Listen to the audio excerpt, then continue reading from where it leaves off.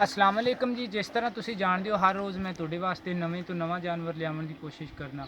इस तरह ही अज मैनू एक गां का पता लग्या सी। माशाअल्लाह गां मैनू किवें दसी सी उस तरह की हैगी। गां भी तुहानू सारी दिखाने आ, डिटेल भी सारी देने आ इहदे बारे ते मालक नाल भी आपां सारियां गल्लां करांगे। लेकिन ये भी तुसी एनीमल पॉइंट नूं नहीं भुलना। एनीमल पॉइंट नूं ज़्यादा तो ज़्यादा सबसक्राइब करो।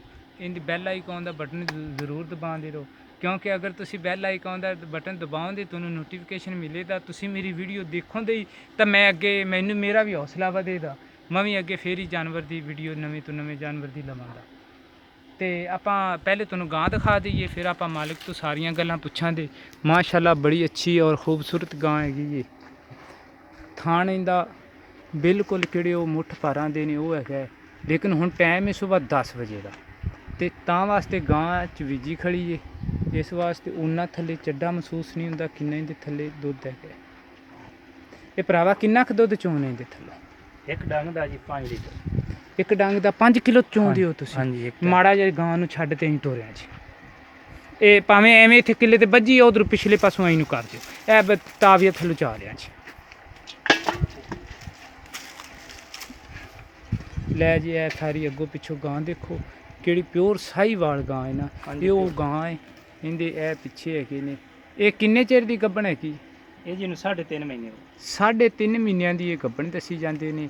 ਉਹ ਮੈਂ ਆਪ ਡਾਕਟਰ ਹਾਂ, ਤੁਹਾਨੂੰ ਵੀ ਪਤਾ ਹੈ, ਵੀਡੀਓ ਦੇਖਣ ਵਾਲੇ ਭਾਈਆਂ ਨੂੰ ਵੀ ਪਤਾ ਹੈ ਵੀ ਮੇਰਾ ਕਿਹੜਾ ਸ਼ੁਭ ਹੈ ਨਾ, ਉਹ ਵੀ ਡੰਗਰ ਡਾਕਟਰੀ ਨਾਲ ਹੈਗਾ। ਤੇ ਇਹਦੇ ਪਿੱਛੇ ਕੀ ਹੈਗਾ? ਇਹਦੇ ਪਿੱਛੇ ਜੀ ਉਹ ਵੱਛੀ। ਅੱਛਾ, ਇਹਦੇ ਪਿੱਛੇ ਵੱਛੀ। ਤੁਹਾਨੂੰ ਵੱਛੀ ਵੀ ਦਿਖਾਣੇ ਆਓ ਜ਼ਰਾ। ਵੱਛੀ ਕਿਹੜੀ ਪਿਓਰ ਸਾਹੀਵਾਲ ਦੀ ਵੱਛੀ ਹੈ ਨਾ, ਉਹ ਹੀ ਇਹਦੇ ਪਿੱਛੇ ਵੱਛੀ ਹੈਗੀ। ਮਾਸ਼ਾਅੱਲਾ ਵੱਛੀ ਵੀ ਬੜੀ ਖੂਬਸੂਰਤ ਵੱਛੀ ਹੈਗੀ।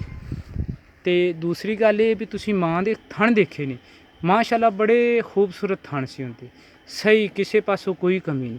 ਉਸੇ ਤਰ੍ਹਾਂ ਨਾ ਇਹ ਕਿਹੜੀ ਵੱਛੀ ਦੇ ਥਣ ਨੇ ਨਾ, ਇਹ ਵੀ ਬਿਲਕੁਲ ਆਪਦੀ ਮਾਂ ਤੇ ਹੈਗੇ ਨੇ। ਕਿਉਂਕਿ ਦੇਖੋ ਇੰਨੀ ਉਮਰ ਦੇ ਵਿੱਚ ਇਸ ਤਰ੍ਹਾਂ ਇਹਦਾ ਥੱਲੋਂ ਕਿਹੜੀ ਜੀ ਵੱਛੀ ਮਹਿਸੂਸ ਕਰਾਉਂਦੀ, ਉਹ ਫਿਰ ਅੱਛੀ ਵੱਛੀ ਬਣਦੀ ਹੈ ਨਾ। 4 ਥਣ ਨੇ, ਬਾਜ਼ ਔਕਾਤ ਬੱਚਿਆਂ ਦੇ 5 ਥਣ ਵੀ ਹੁੰਦੇ ਨੇ, ਲੇਕਿਨ ਇਹਦੇ 4 ਥਣ ਨੇ।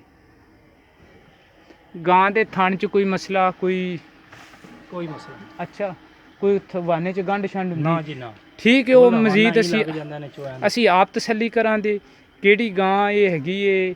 3.5 ਮਹੀਨਿਆਂ ਦੀ ਇਹ ਗਾਂ ਹਾਮਲਾ ਦੱਸੀ ਜਾਂਦੀ ਹੈਗੀ। ਹਾਂਜੀ ਹਾਂਜੀ, ਮੁਕੰਮਲ 4 ਮਹੀਨੇ ਹੋਏ ਖੜੇ ਸੀ। ਕਿਹੜੀ ਸਹੀ ਤੁਸੀਂ ਆਂਦੇ ਜੇ ਨਾ ਵੀ ਅਸੀਂ ਸਾਹੀਵਾਲ ਦੀ ਗਾਂ ਦੇਖਣੀ? ਹਾਂਜੀ ਹਾਂਜੀ, ਪਿਓਰ ਸਾਈਜ਼। ਸਾਹੀਵਾਲ ਦੀ ਪਿਓਰ ਸਾਈ, ਇਹ ਪਿਓਰ ਸਾਹੀਵਾਲ ਹੈਗੀ। ਇਹਦੇ 'ਚ ਅੱਗੋਂ ਬੱਚਾ ਆਉਣ ਵਾਲਾ ਵੀ ਪਿਓਰ ਸਾਹੀਵਾਲ ਹੈ।